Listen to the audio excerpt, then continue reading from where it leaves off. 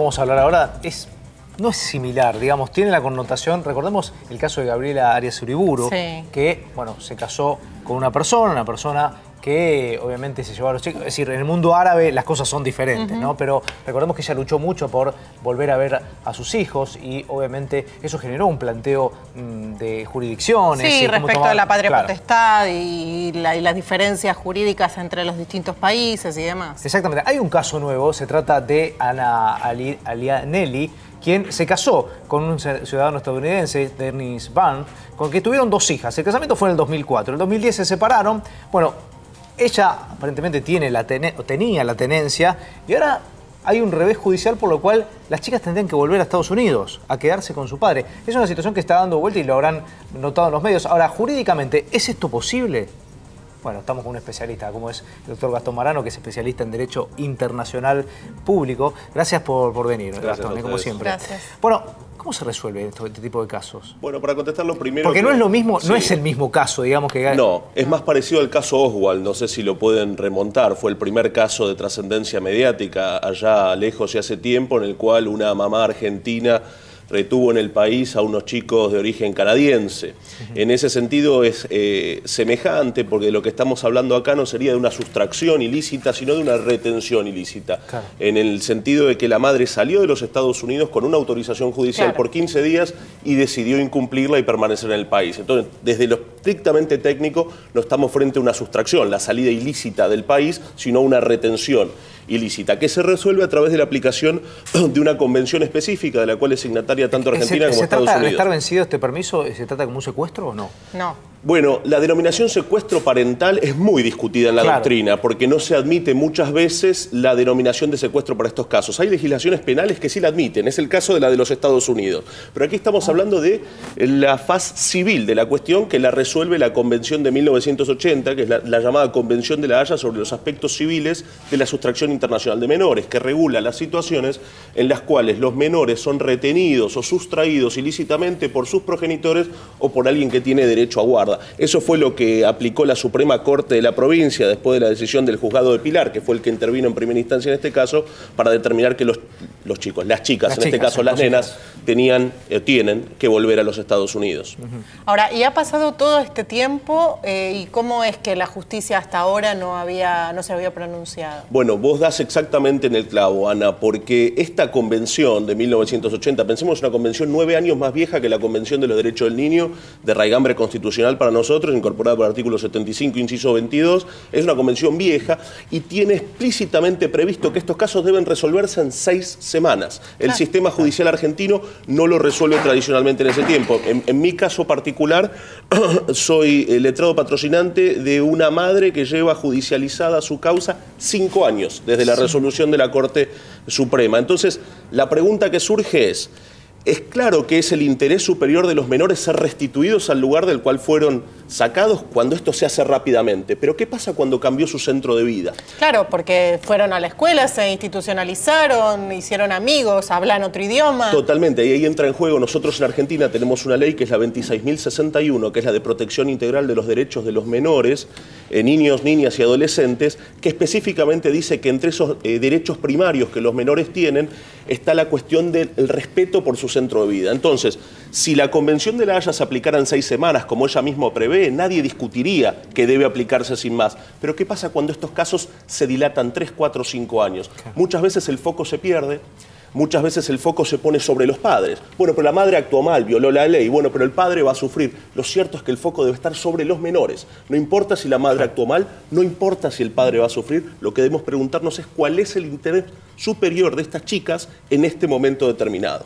Doctor, usted mencionaba quizás el antecedente más parecido al de Gabriela Oswald, ¿no?, en la década del 90. En ese caso hubo, por un lado, una resolución de la justicia canadiense en favor del padre y después esa sentencia fue ratificada también por la justicia argentina, ¿no?, hasta la Corte Suprema de Justicia, ¿no? Después se llegó a un acuerdo y finalmente hubo un régimen de visita donde la niña terminó más tiempo con la madre que con el padre. Pero en este caso particular que estamos viendo nuevo, ¿intervienen las dos justicias? ¿Interviene la justicia de Estados Unidos o interviene la justicia de Argentina? En este caso particular intervinieron las dos, porque primero hubo una resolución de la justicia del estado de Colorado, si no me equivoco, en donde básicamente se resolvió que las niñas debían quedarse en su estado de nacimiento, pero podían viajar con la madre al exterior. Hasta allí la intervención de la justicia estadounidense.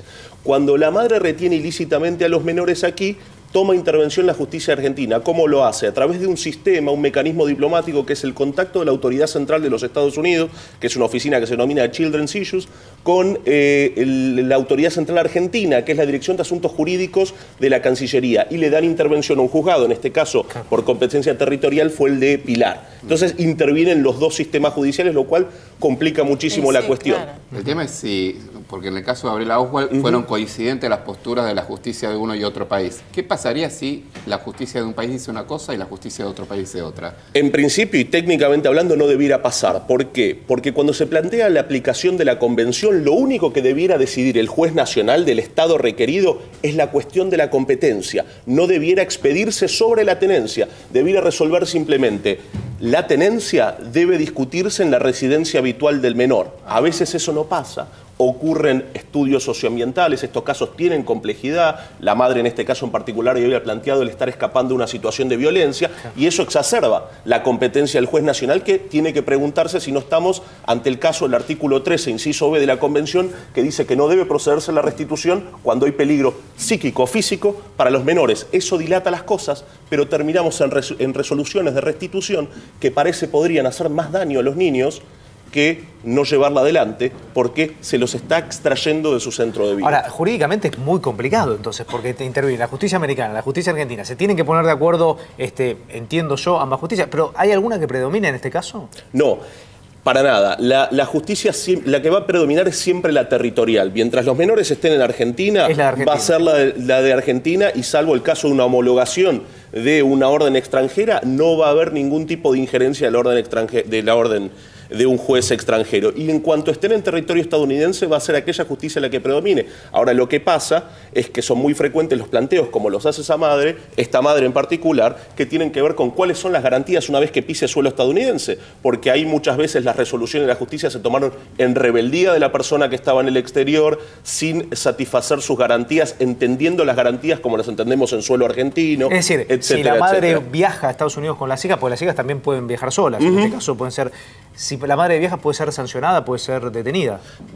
Hasta mi conocimiento actual del caso, esto tramitó por los aspectos civiles de la restitución. Bien. Esto no quita que el padre pudiera incoar acciones penales. Yo tengo un caso particular en el que ha ocurrido que actualmente están pidiendo la extradición de mi clienta, madre que retuvo a su hijo en el Estado Nacional, acusándola de secuestro parental, que sí es una figura que desde 1993 la legislación penal de los Estados Unidos contempla, y actualmente estoy peleando la extradición en el fuero nacional. Todavía no ha ocurrido en este caso, pero nadie le garantiza a esta mujer que de retornar a los Estados Unidos no la reciban con un traje anaranjado y explicaciones que darle a un juez penal. Ahora, las chicas tienen 8 y 6 años, ¿sí? En este caso en particular. ¿Pueden pedirle opinión? ¿La justicia puede llegar a convocarlas para ver qué quieren hacer las chicas? La respuesta es absolutamente tajante. La justicia debe, porque los menores deben ser escuchados. Lo dice la Convención de los Derechos del Niño. La pregunta es, atento a la edad que tienen, si son suficientemente escuchados con la participación del defensor de menores, o si ese derecho a ser oídos y a ser tenido en cuenta lo que digan debe ejercerse de manera directa. Eso lo va a merituar el juez en cada caso, según la madurez de los menores. Si no, ¿está mediado por quién?